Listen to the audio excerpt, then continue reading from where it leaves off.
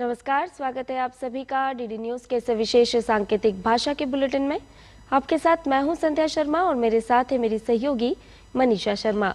आइए बुलेटिन की शुरुआत करते हैं हेडलाइंस के साथ। प्रधानमंत्री नरेंद्र मोदी आज श्रीलंका की प्रधानमंत्री और मिस्र के विदेश मंत्री से करेंगे मुलाकात। विभिन्न क्षेत्रों में सहयोग को मजबूत करने के अवसरों पर होगी बातचीत।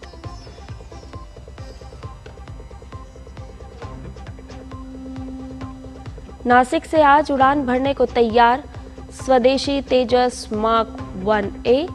रक्षा मंत्री राजनाथ सिंह करेंगे शुभारंभ। लाइट कॉम्बैट एयरक्राफ्ट का एडवांस वर्जन है तेजस।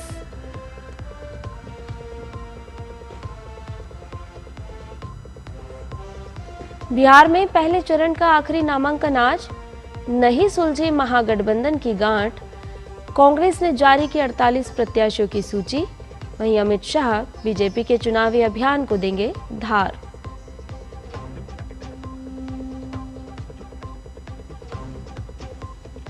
गुजरात में आज होगा मुख्यमंत्री भूपेंद्र पटेल की कैबिनेट का विस्तार।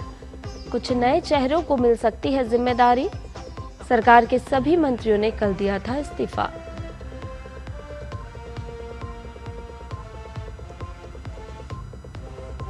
अयोध्या में आज से दीपोत्सव।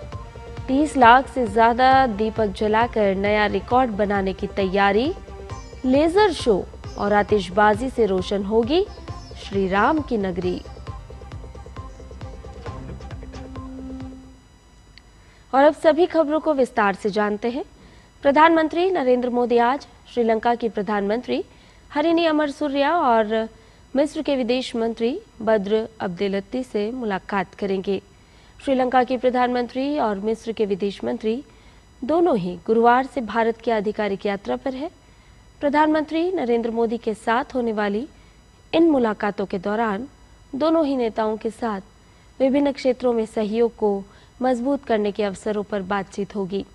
अपनी यात्रा के पहले दिन दोनों ही नेताओं ने विदेश मंत्री डॉक्टर एस जयशंकर से मुलाकात की थी। श्रीलंका की प्रधानमंत्री 18 अक्टूबर तक भारत की यात्रा पर है।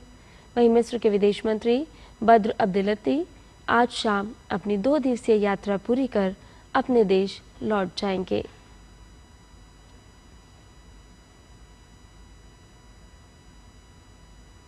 केंद्रीय मंत्री जेपी नड्डा ने कल मिस्र के विदेश मंत्री बद्र अब्देलती के साथ बैठक की। इस दौरान दोनों देशों के बीच उर्वरक, औषधि, रसायन और पेट्रोकेमिकल्स में सहयोग बढ़ाने के अवसरों पर चर्चा हुई।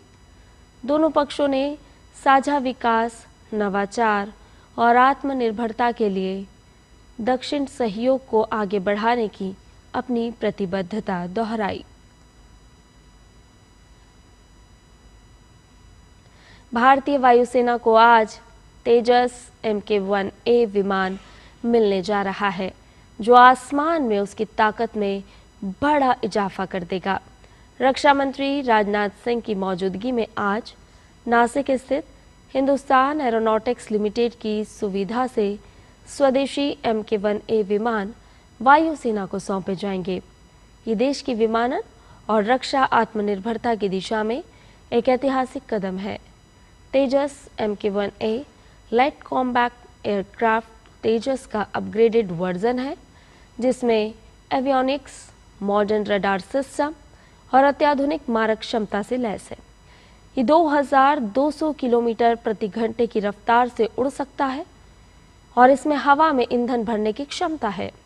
इस अवसर पर रक्षा मंत्री LCA तेजस MK-1A की तीसरी और HTT-40 दूसरी लाइन का उद्घाटन भी करेंगे। बिहार विधानसभा चुनाव के पहले चरण के लिए नामांकन दाखिल करने की प्रक्रिया आज समाप्त हो जाएगी। कुल 243 सीटों में से 121 निर्वाचन क्षेत्रों में 6 नवंबर को वोट डाले जाएंगे। पहले चरण के चुनाव में पटना, दरभंगा, मुजफ्फरपुर, गोपालगंज और भोजपुर जिले शामिल हैं। नामांकन पत्रों की जांच कल होगी और नाम वापस लेने की अंतिम तिथि 20 अक्टूबर है। दूसरे चरण का मतदान 11 नवंबर को होगा और मतगणना 14 नवंबर को होगी।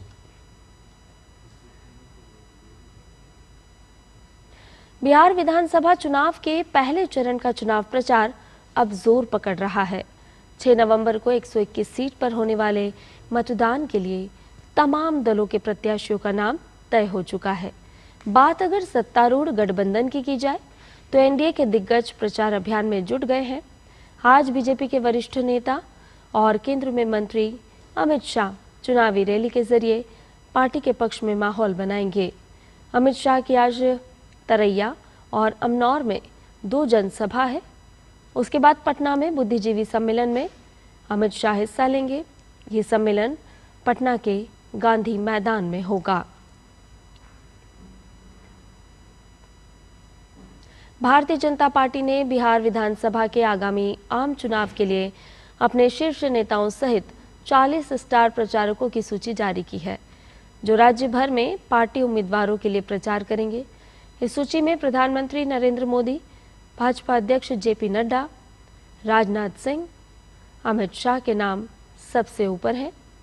इनके अलावा केंद्रीय मंत्री नितिन गडकरी, धर्मेंद्र प्रधान, गिरिराज सिंह, स्मृति ईरानी, योगी आदित्यनाथ, देवेंद्र फडणवीस और असम के मुख्यमंत्री हिमंत बिस्वा शर्मा भी प्रमुख स्टार प्रचारकों में शामिल हैं। भाजपा की सूची में बिहार के कई वरिष्ठ और स्थानीय नेता भी शामिल हैं, जिनमें उप मुख्यमंत्री सम्राट चौधरी और विजय कुमार सिन्हा, संजय जायसवाल, नित्यानंद राय, राधा मोहन सिंह, रेणु देवी, रविशंकर प्रसाद, राजीव प्रताप रूडी, अश्विनी चौबे, सत्येंद्र दुबे, बाबूलाल मरांडी और गोपाल जी ठाकुर जैसे नाम शामिल हैं।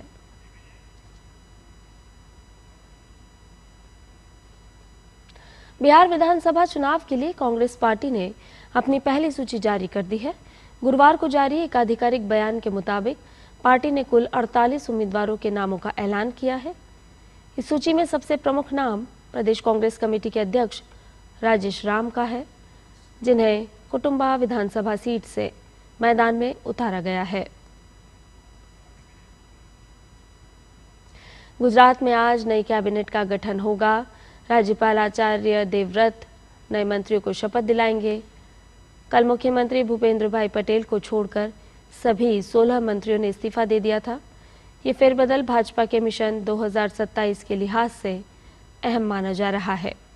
पार्टी अगले विधानसभा चुनाव से पहले नए समीकरण को परखने की तैयारी कर रही है। मंत्रिपरिषद में बदलाव से पहले पार्टी जगदीश विश्वकर्मा को नया प्रदेश अध्यक्ष बना चुकी है। गुजरात सरकार में राज्य मंत्री रहे विश्वकर्मा को सीआर पाटिल की जगह कमान सौंपी गई। समझा जा रहा है कि बदलाव के जरिए भाजपा राज्य में नई ऊर्जा का संचार करना चाहती है।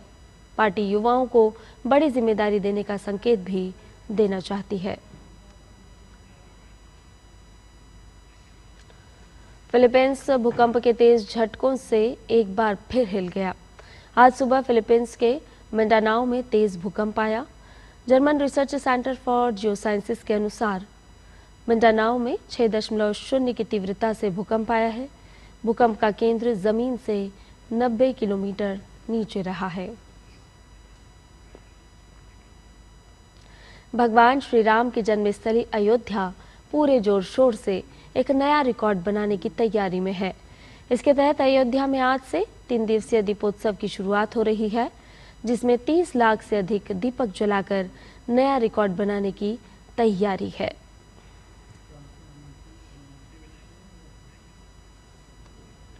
आईसीसी ने भारतीय टी20 टीम के सलामी बल्लेबाज अभिषेक शर्मा और भारतीय महिला टीम की सलामी बल्लेबाज स्मृति मंधाना को सितंबर महीने के लिए सर्वश्रेष्ठ खिलाड़ी के सम्मान से नवाजा है। बाएं हाथ के विस्फोटक सलामी बल्लेबाज अभिषेक शर्मा ने एशिया कप 2025 में शानदार बल्लेबाजी करते हुए टीम को खिताब दिलाने में अहम भूमिका निभाई थी।